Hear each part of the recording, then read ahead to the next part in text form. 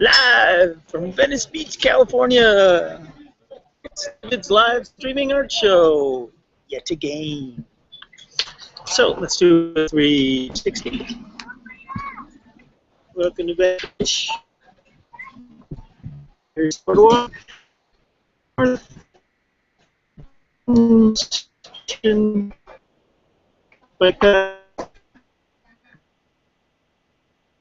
Business, the stream of humanity, and so forth. And here we have, this is the painting that I finished yesterday. Finished. On a star baby. So I saved this on here so that I could just show you how you can add some depth, instant depth to something. I mean, it's already, some people are probably pretty friggin' deep, but take it up a notch, shall we? Then we'll get into some other.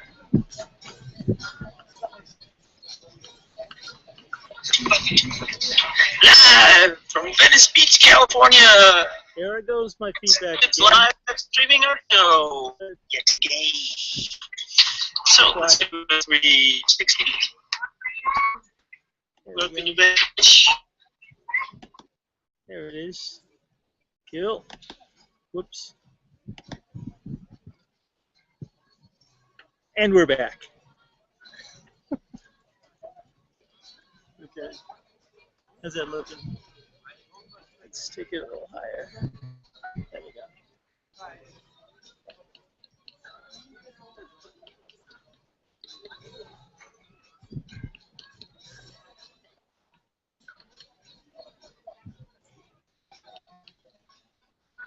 Hey, what's up?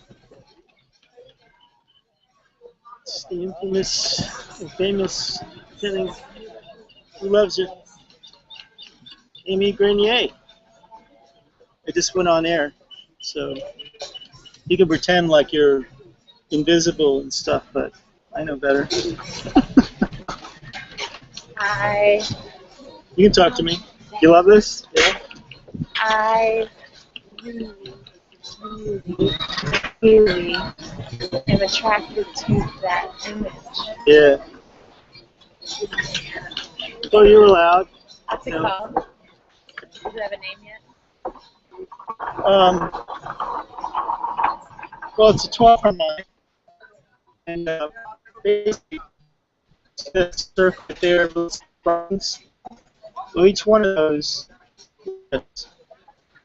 So there's the center, the circle around it. Where's the circle? That circle around it, right? And then what I did is I made each one of these the center. I did another 12 circles around each one of those. So it's 12 times 12 circles plus one, the center one. Yeah. And I love it as has a softness to it. It's the Taurus is what I see with the softness of the movement. It's on the straight lines. I just love the. It's like a how do I say? It's like a cloud. Like, you know, it's got softness to it.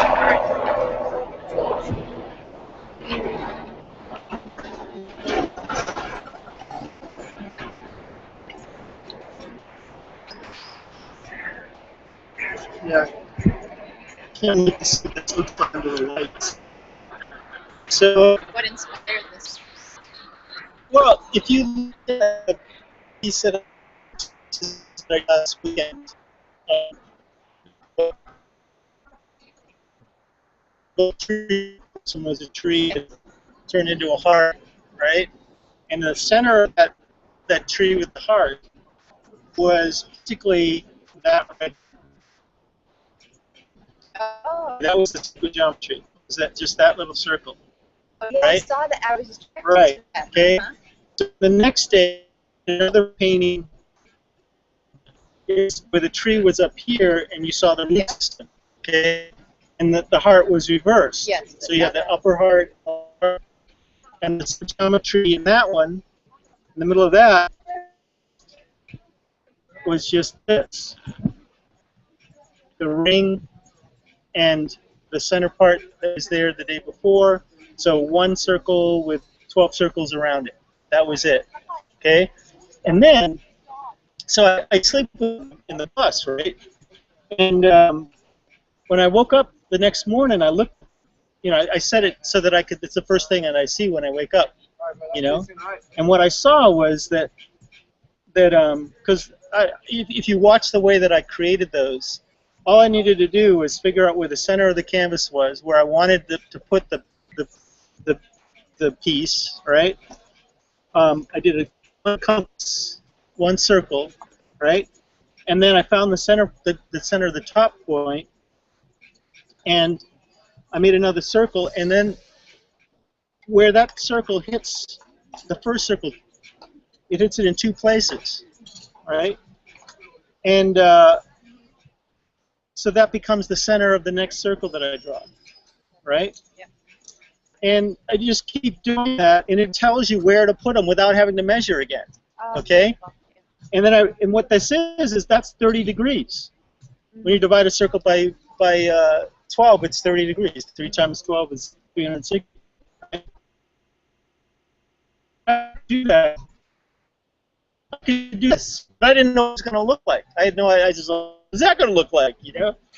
So, and I knew it was going to be complicated, but I didn't have any idea exactly how freaking complicated until I started to draw it. The next day, you know, I tried to do it on this canvas here. I tried to do it on this canvas here, and it very quickly got so complicated, you know, that I was like, this isn't, and I was running out of time, so I just like, I need a bigger piece of canvas, and I need to make the circles bigger and more accurate. Otherwise, it's going to look like a mess. It's you know? really, really, So, really beautiful. Very attractive. It's capturing. It captures attention. Captivating. It's There captivating. you go. There you go. Captivating. There's the word I was Right on. searching for. And thank you for the description of your process. No, that's you know, there was a reason why I put this baby on the board, because I've been having some incredible insights into life, the universe, and everything the past couple of days. You know, it's like when you open up the book, you say, okay, what am I going to paint? You know, then you get all these painting ideas, all these ideas for more paintings, and you know, you just want to hurry up and get to them. But so that's what's been happening, and then you know, then there's the revelations that come with the teaching that comes with each. You know. Can you share a little bit of the teaching that comes with this image? Other than, is there more than what you described with the circles? Okay. Like for instance, this morning, this is a painting that I did online the other day, and I explained a lot about it. You know, that to me it was about relinquishing density, right? Oh, beautiful. And you know, one of the things that you learn is that you know, every painter has what's known as their personal iconography. You know, the stuff that they paint over and over again, and it means something to them. It's like their own personal code, right? And I realized what this is. You know, what I talked about was this was, you know, a person relinquishing density. You know, and when you relinquish density, it gives you access to your astral nature, your astral self. It's not so much your mortal nature; it's more the other spiritual, the rest of your spiritual bodies, right? And everybody has them, you know. So in traditional spirituality, there's an understanding that there's, you know, that there's at least 4 bodies, right? There's your physical body, there's an energy body that connects your physical body to your higher bodies, right? There's your emotional body, which is your, you know, it looks exactly like this one, and it's it's it's what you use in the astral realm. It's really you can also call it your astral body, right? But then beyond that, there's what's called your either mental body or your causal body, right? And that body isn't actually a body. It doesn't look like a human form. It's just basically pure consciousness. And so guess what? That's it. That white dot in the middle. It came to me this morning. That's my personal iconography for the, your causal body, your sense of the, your mental body, or your sense of consciousness. The individuated from the ultimate divine presence in the universe. So anyway, blah blah blah blah blah. And did that piece inspire, or was the insight to that something that inspired this piece? Oh, no. Like I said, this just came to me this morning, so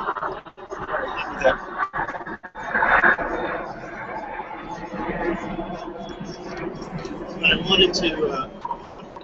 So today I wanted to just show how to add more depth to this, and so one of the things that's going to happen, I mentioned this yesterday.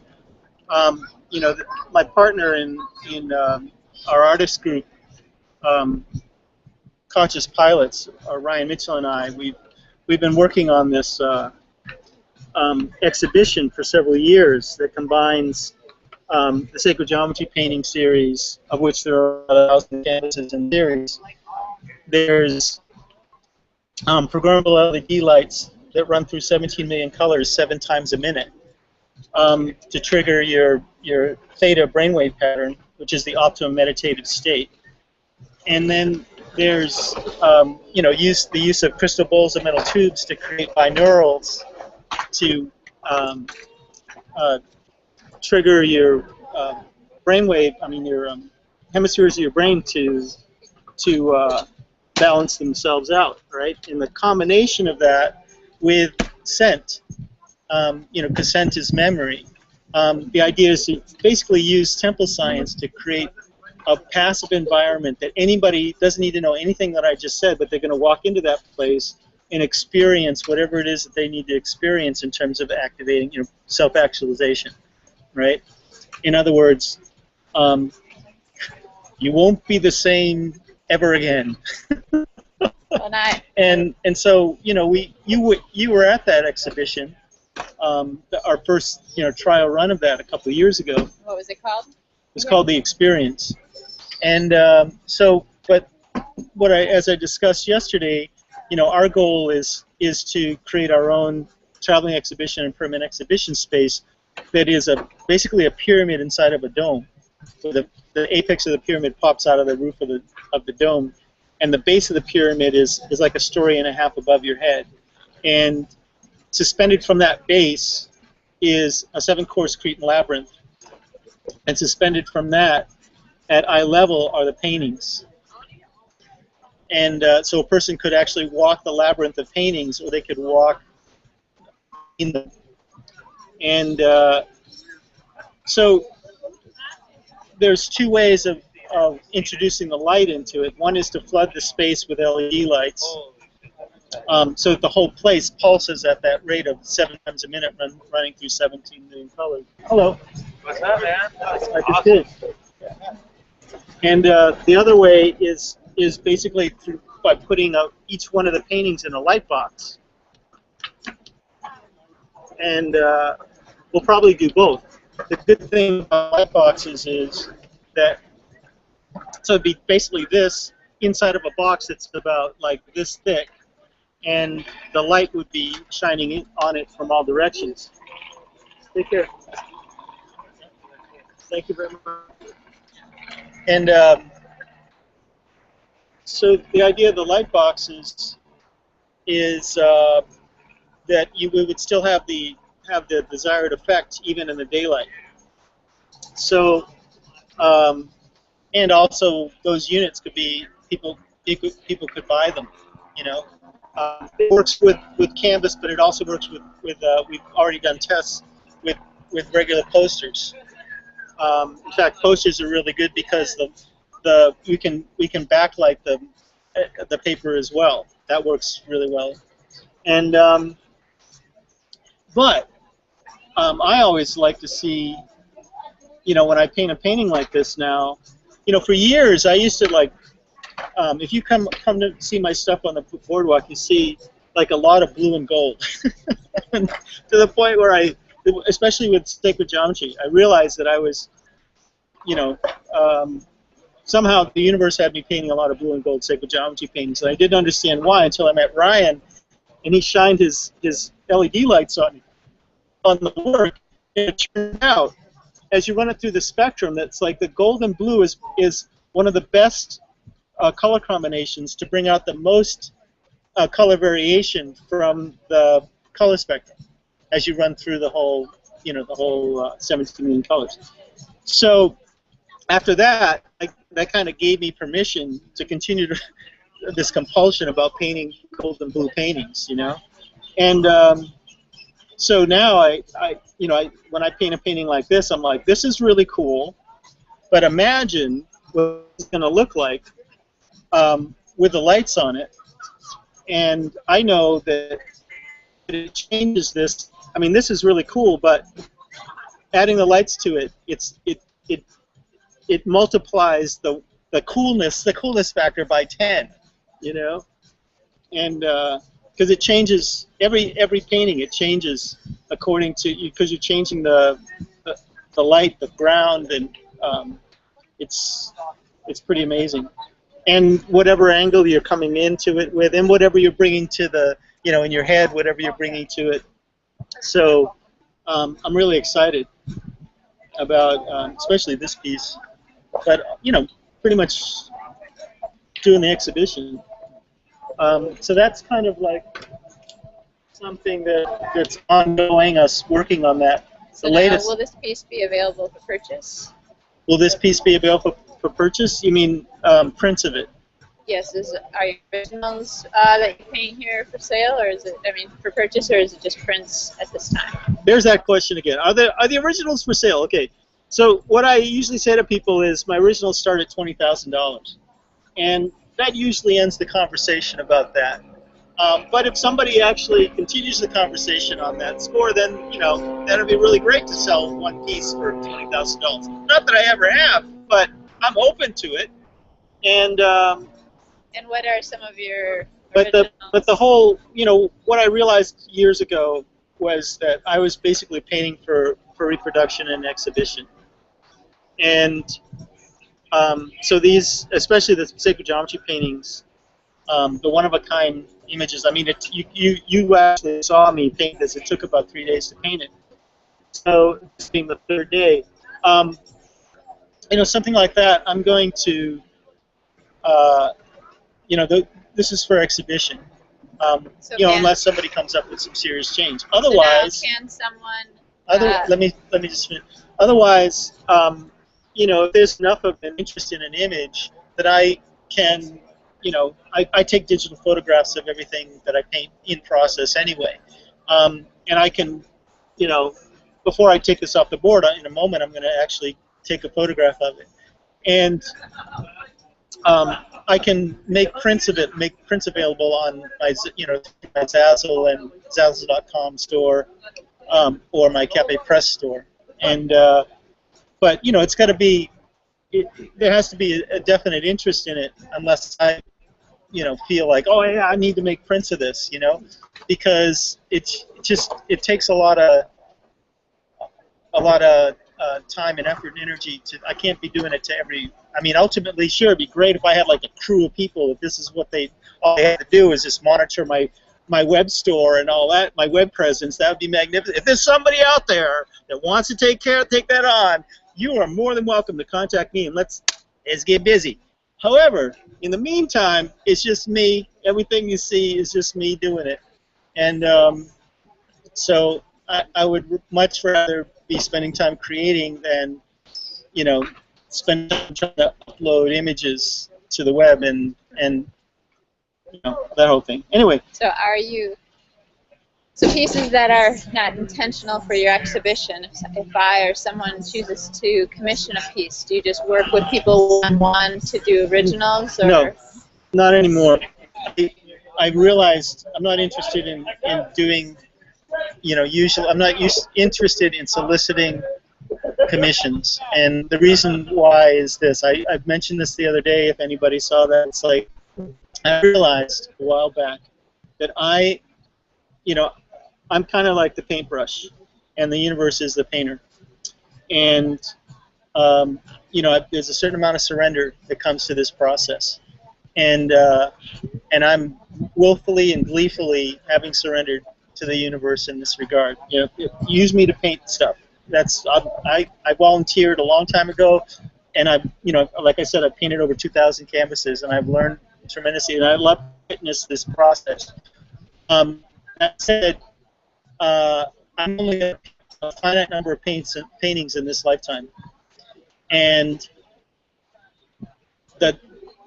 what I love, this whole process is a very sacred thing to me, and it's not something that I'm, as the paintbrush, I'm not interested in hiring out this paintbrush to somebody else so that they can have, a pretty picture on their wall that meets their needs. That's not my job here.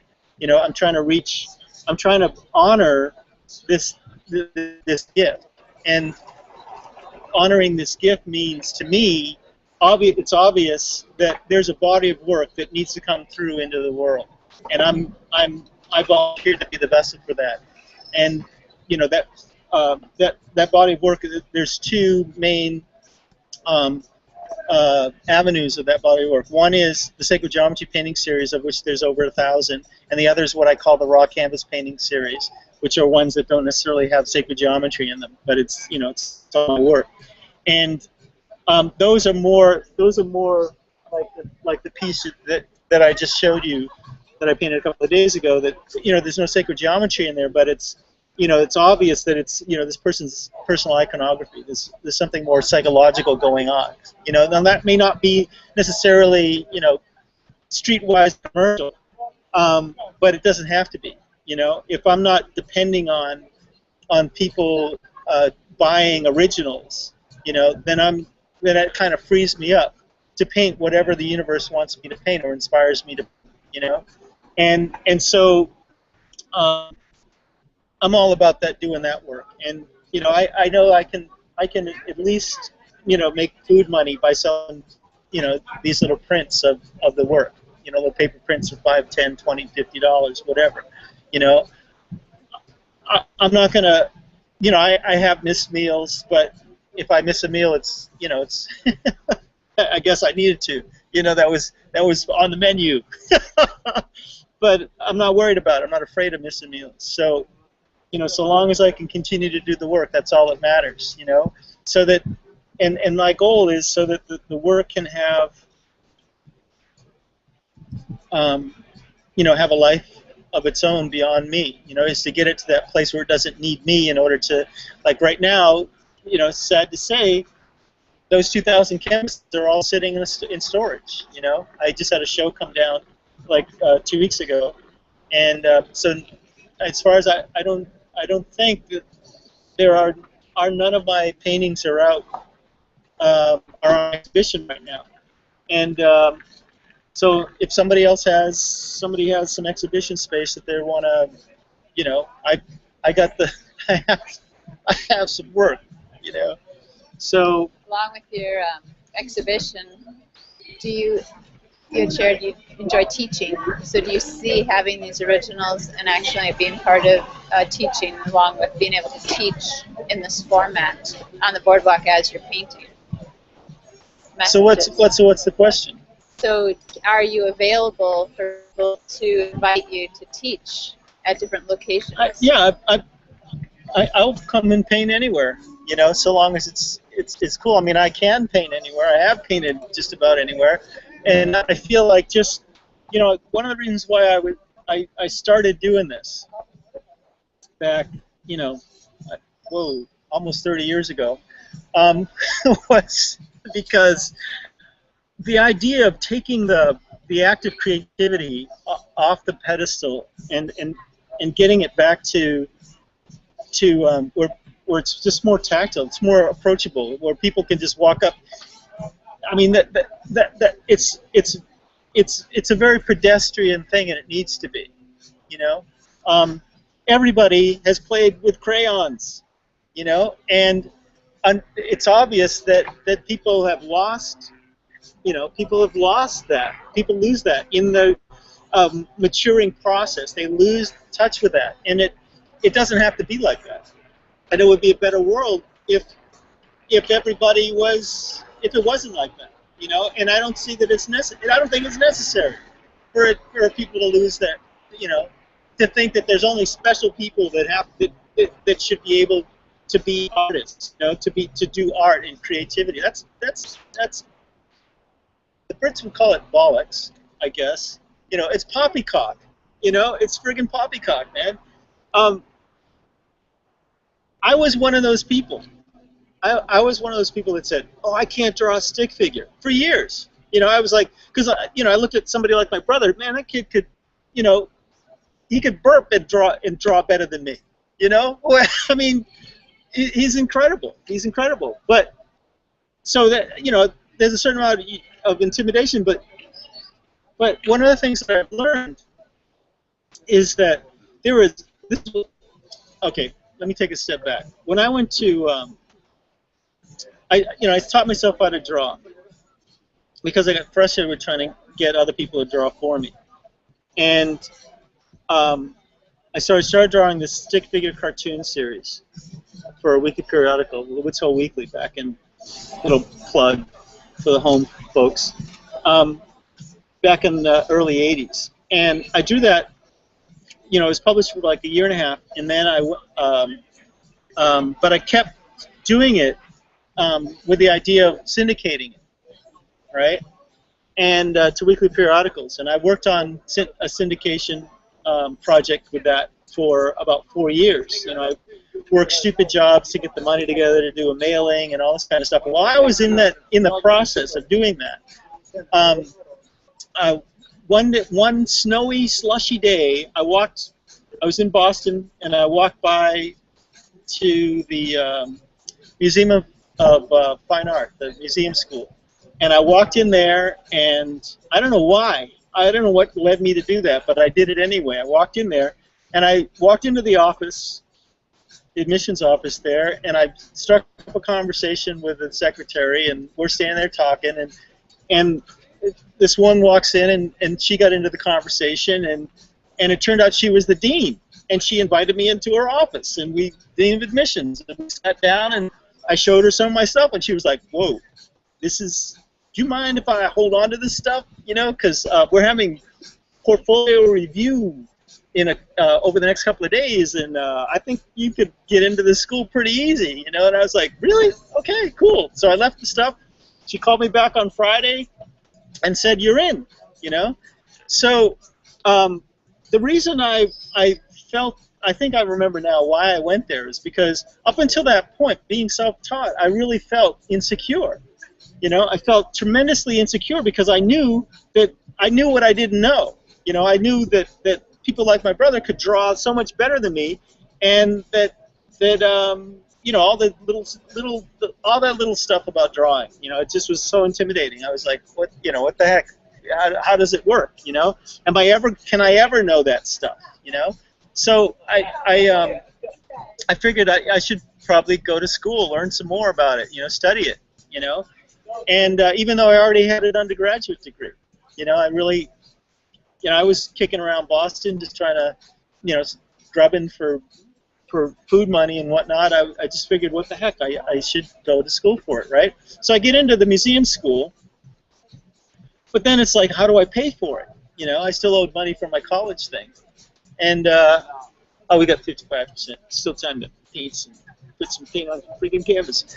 So, and to make a long story short, 4 years later, I finally, spurred on by my brother getting into, he got into Northeastern, and you know, he's 6 years behind me. He got into Northeastern, and he'd gone to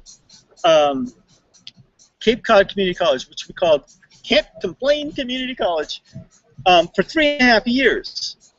And so that he could get transferred to a real college, right? So he got into Northeastern. They sent him an acceptance letter, right? So September comes around at the end of the summer, and he's packing his car. I'm like, where are you going? He says, I'm going to school. I said, where are you going? He says, I'm going to Northeastern. I said, how are you going to pay for that? He pulls out his letter. I said, yeah, you got a letter, acceptance letter, but you get any money you want behind that? He says, this is all I'm going to need, buddy. And he packed his car and he drove up to Boston from the Cape and went to school. You know, they made room for him. I was like, dang, is that all it takes, right? So I couldn't be outdone. In the museum school in Northeastern, they're like right next to one another, right? So I got in my car and I drove up to the admissions office. I said, look, I was accepted here 4 years ago. I'd like to go. And now, how can we make this happen, you know? And they said, well, let's walk down the hall into the financial aid office and blah, blah, blah. And next thing you know, I'm in. I'm starting classes. I had like 4 classes. And one of the things that I learned that semester was the most important thing for me going there, right? Here I am. At that point, I was, self-employed as an artist. For 3 years I'd I'd started my own postcard company based on cartoon series, Blue Muse, and I was basically off postcards, selling postcards. I had like 40 some odd accounts in the New England area, Boston, Cambridge, Northampton, all that, right? And that's how I lived. I was on a postcard economy. And so I had this experience of being a self-employed artist, right? Which there are, there's a whole lot of those self-employed artists. I'm generally self-employed fine artists, especially, right? And so I start school, and most of the other people in the school were fresh out of high school. And they were incredible artists. They were like my brother. They could draw like incredible stuff, So I looked at what they did, and I was blown away. But we get an assignment for something, and I'd come up with something that was pretty cool too. But one of the, I guess basically in a nutshell, what I learned from that experience is there's always going to be somebody that can draw better than you. But I also realized that there was something that I had that they didn't have, which is I had, and most of those kids, what they lacked was they needed somebody to tell them what to draw, right? And most of those kids, well, not so much with the museum school, but like Mass College of Art is right down the road, Most of those kids, there's a difference between an artist, an art teacher, and an art student. And a lot of art schools are in the business of, generating a product for art students.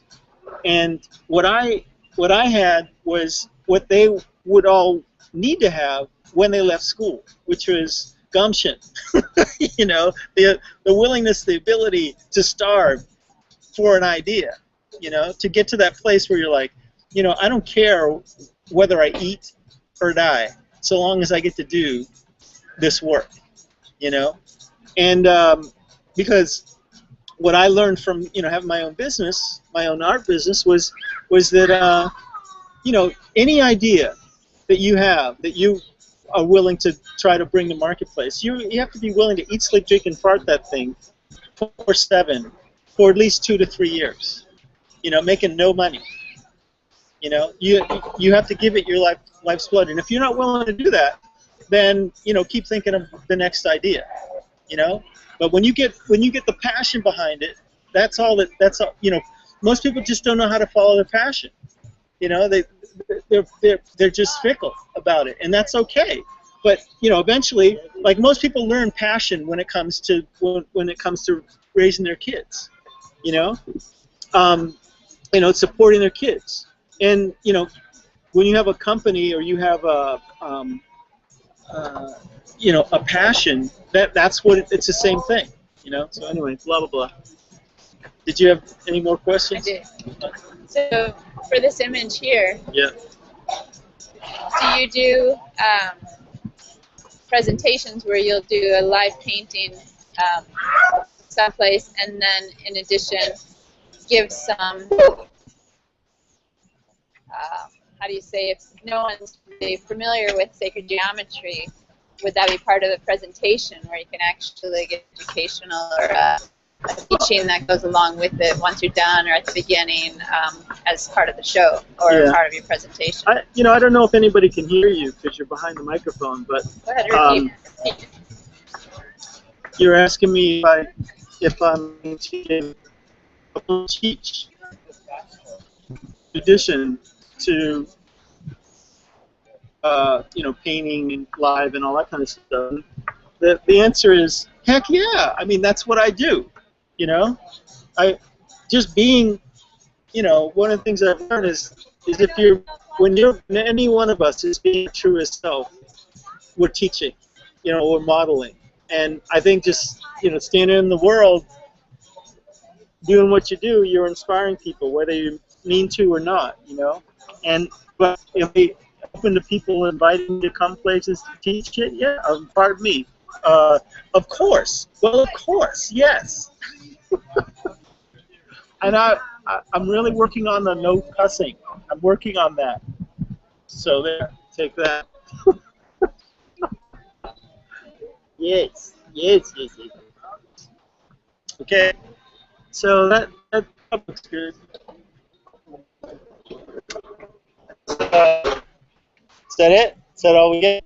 Did you have any other questions? Can't even think of anything? All right. You have a good day. Okay. Let's do this.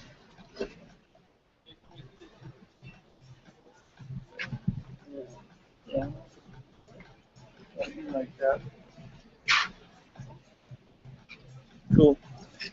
Let's call that it. Let's get to here.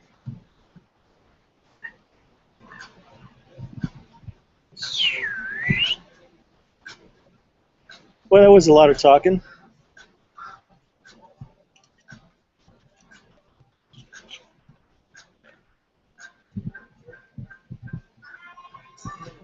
Cool. All right, we have 44%. Let's see. 44% is plenty.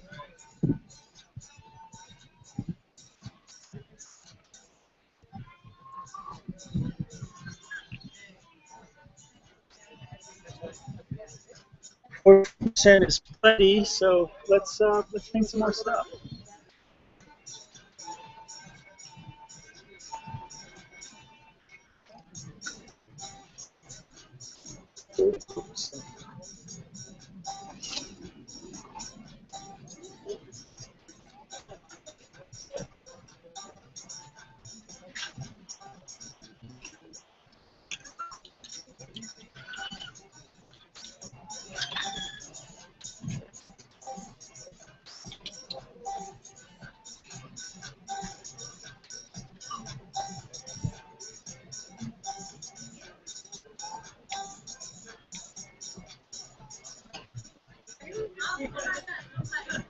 Hey, Brenda.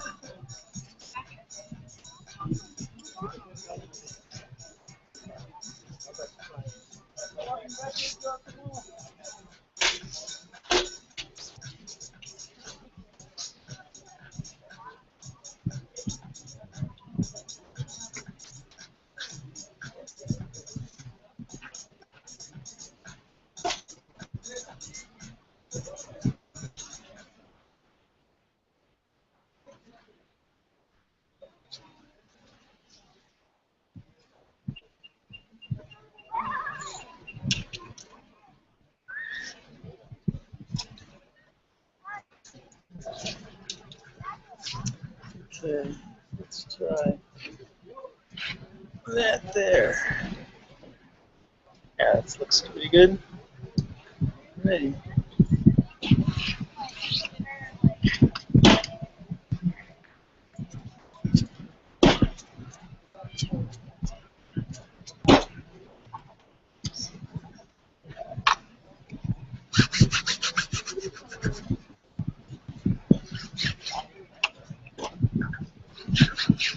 So I developed this technique, this raw canvas painting, from hand painting t-shirts, which is how I taught myself how to paint. You notice that I used that the paint went on a lot easier when the fabric was wet. So when I started painting canvas, it just seemed like the way to go. Because it seems like most people try to paint acrylic paint like oils, and oils can take up to 6 months to dry. And it's really about layering, piling paint on top of itself. And you can do that with acrylic, but the acrylic dries really fast. And so I think when most people start, if they say, oh, I want to learn how to paint, and they go out to the store and they buy a thing of paints, a selection of acrylic paints, and they get one of those prepared canvases, one of these store-bought already, that's called a prepared canvas, because the canvas is basically the white that you see on it is what's called gesso, and so it's already prepared and ready. The surface is ready for you to start painting if you were going to paint oils on it, right? So people get those. They start painting with their acrylics, and the stuff dries so fast that they can't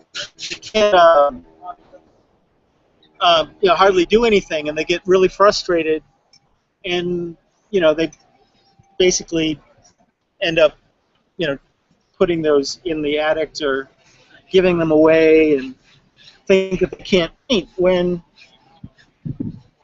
So whenever I meet people that express interest, I show them this technique for acrylic, because you can use acrylic like oils, but you gotta work really fast, and most people just don't know to work that fast. So, but this is using another quality of the acrylic, which is that it's water-based. It's a water-based polymer, which means basically it's a water-based plastic. And so what you can do is use this watercolor technique, which is, you take a piece of watercolor paper and you put water on it, and then you everybody did this in kindergarten, you drop paint in it, and it goes, boom. Looks really cool. So, and you use a lot of paint than you would if you're trying to. So the difference is, without the water, it's called painting dry brush, and this is. Now you see that? See that? Doesn't it? Look at all that you got going on. But you would, if this was dry, you wouldn't have all this action going on there, right? And you could just watch that interact with the fabric, and because the pigment is kind of going right into the fabric, like a dye, as opposed to being sitting on top of a dried, prepared surface.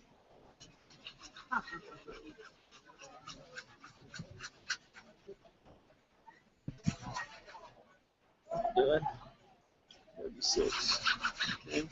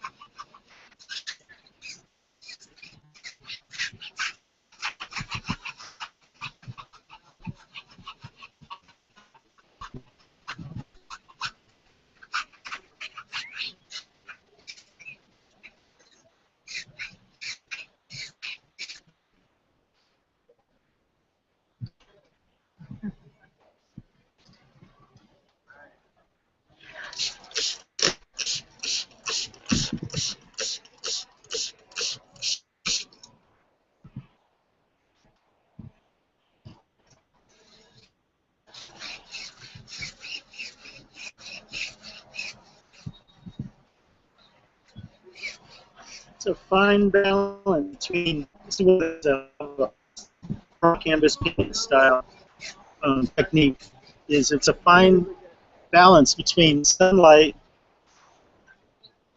lack of sunlight, like if I turn this away from the sun, the wind, water, the pigment, the canvas. So it's like you're just kind of using all these elements, watching all these elements to try to end up in a place that feels copacetic, right? Okay.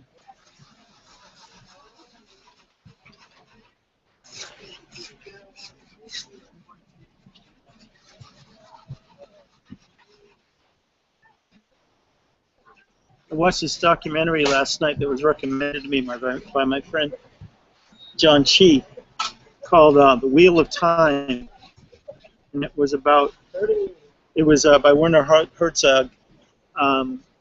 He was basically following the Dalai Lama to this series of initiations into these Buddhist rituals.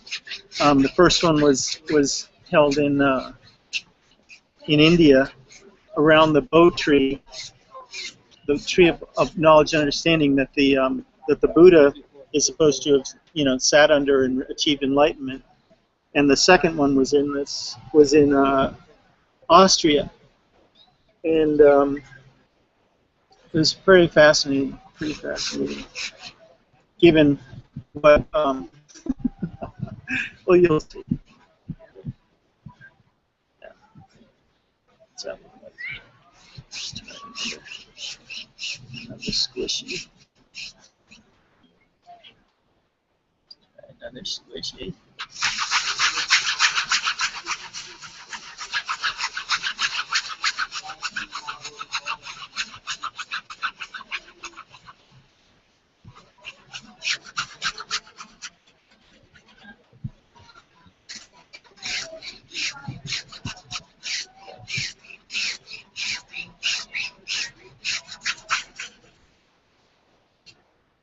Yeah, it's funny how this whole process works, where the universe gives me just enough information. It's like I'm on a need-to-know basis. If I only need to know this much, this is all I get to get the work going. And right now, this is I know this much. I love that.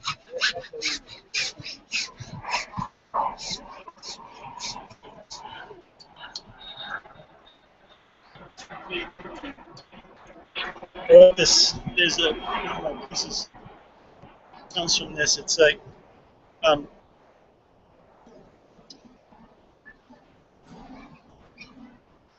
creativity, indeed, life itself is a matter of putting yourself in trouble and making your way back into the light. And creatively, I mean, that came from just watching this process. Because I mean, nobody's going to be hurt by this. I'm making this up, right? Hello. But creatively, you're like, what am I doing? Where is this going? Oh, I did this.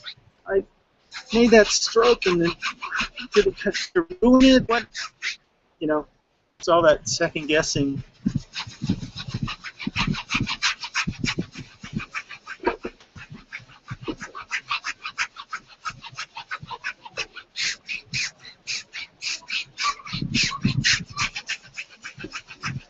I just like the way I love to watch how this changes,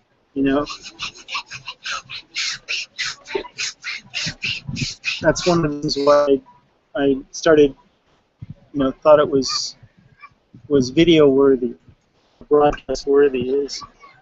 Is just watching how this unfolds. Cool.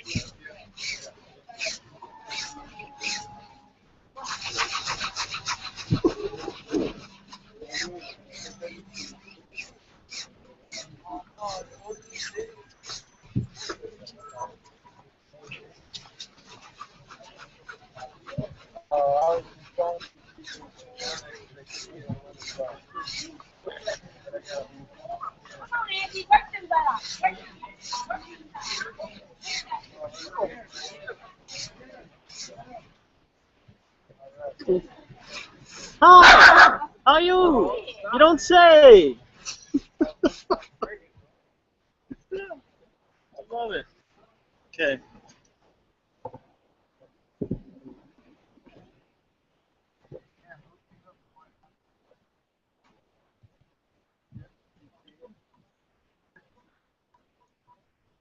been working with this brush for like a week and it's still shining. That's a good sign of a brush I'll probably have a long time.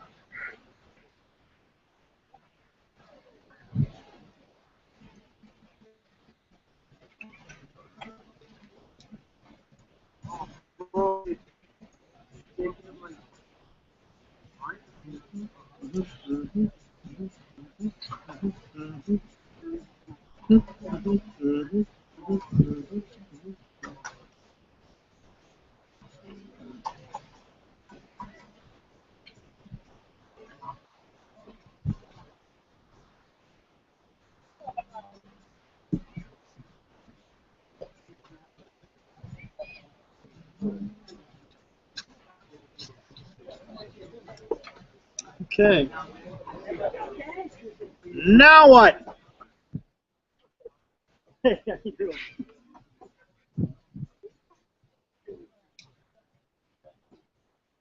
So,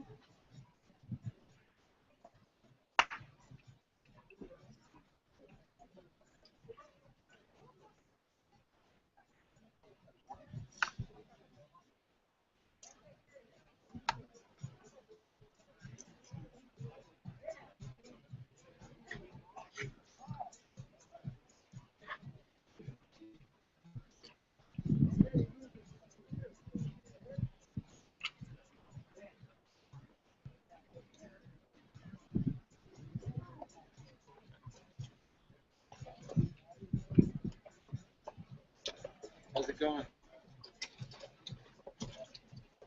How's it going? pretty good. How's it going with you? Good. This is really, really cool. This wave, oh, dude, it's so sick.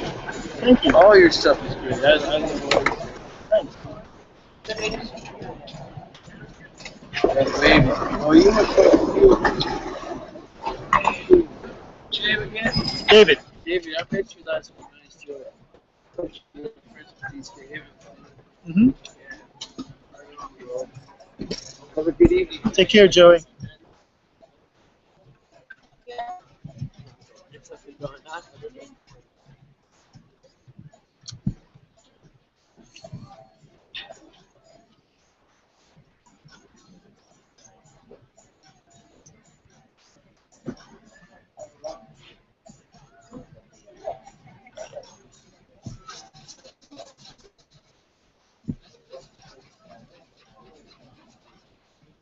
We have 19.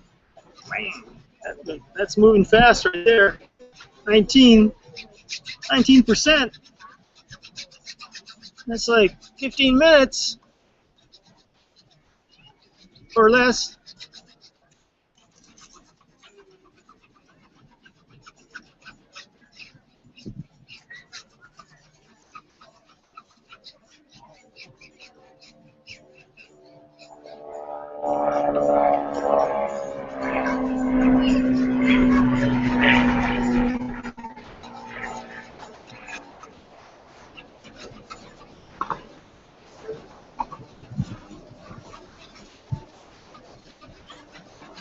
That's one of the things I loved about doing the television show is I had to paint a painting in 28 minutes.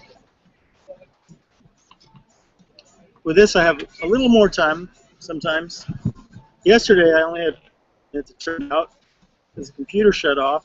I mean, the screen, the whole thing just went black out of the blue.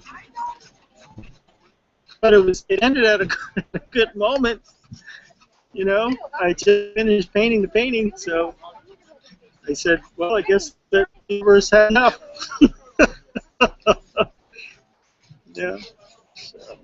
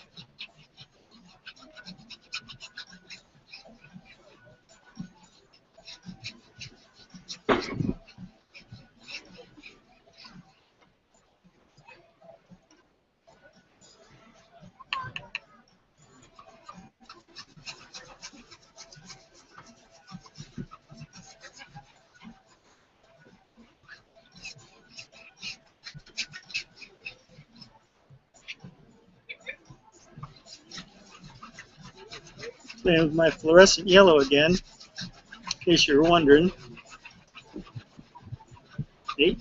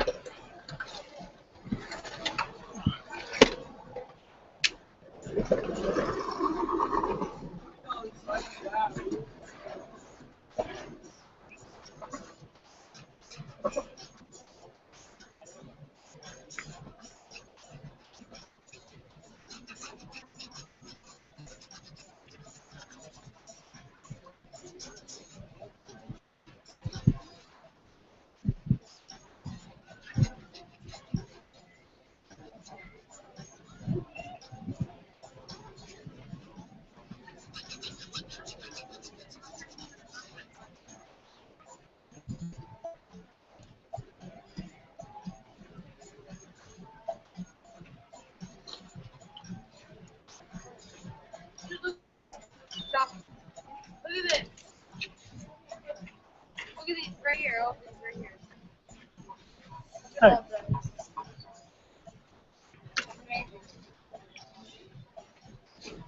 I was going for amazing.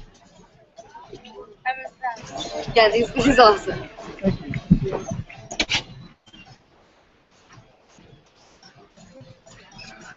Yeah, like this. Look at this. Right here, no drop right here. Drop right here.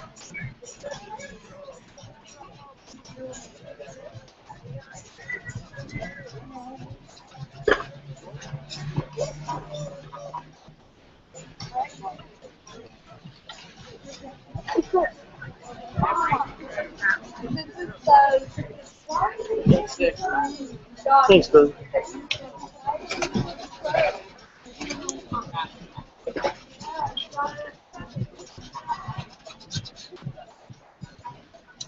$13.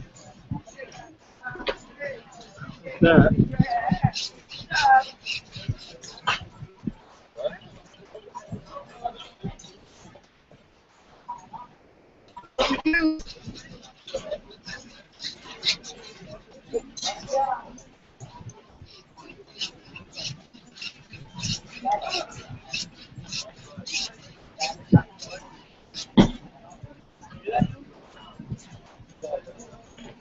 Time.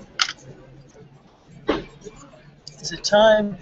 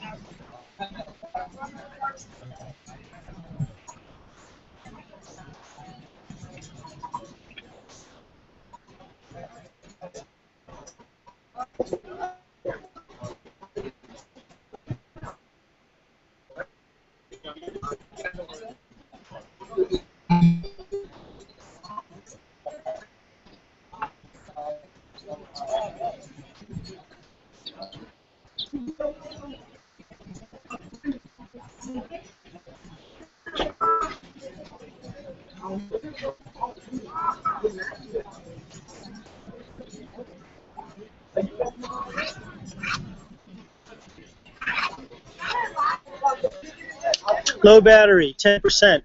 Thank you.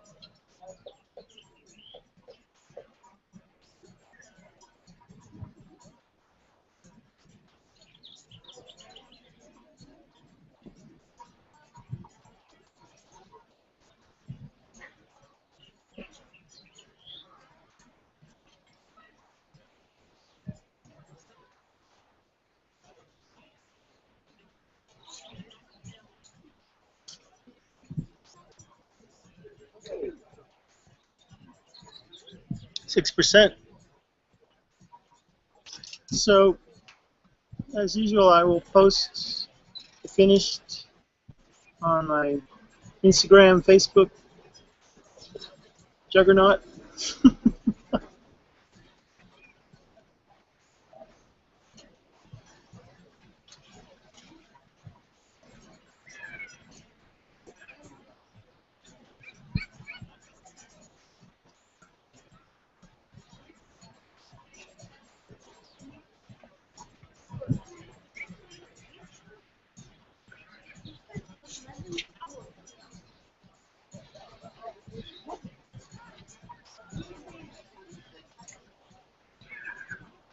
'And thanks for taking the time out of your busy universe. Check out mine.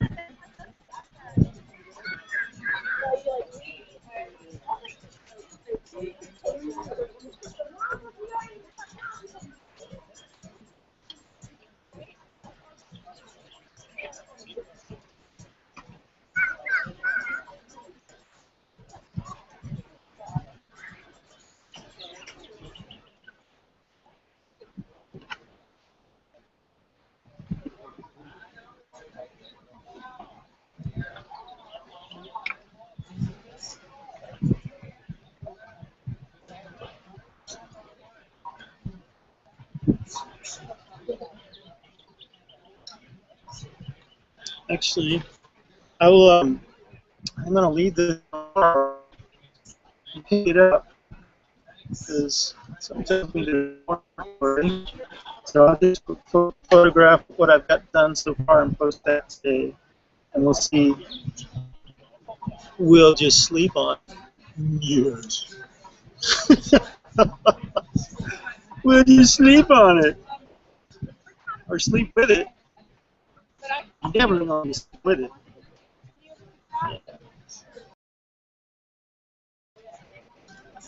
Let's see.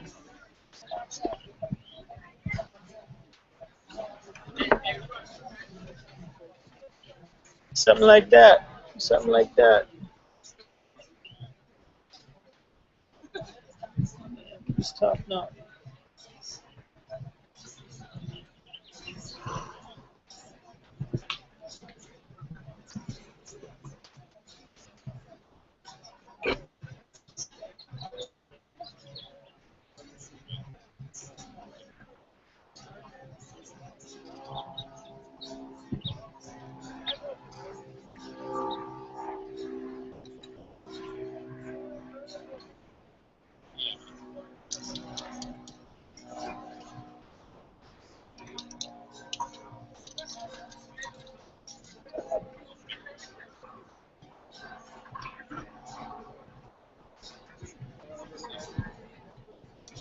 Luminous being.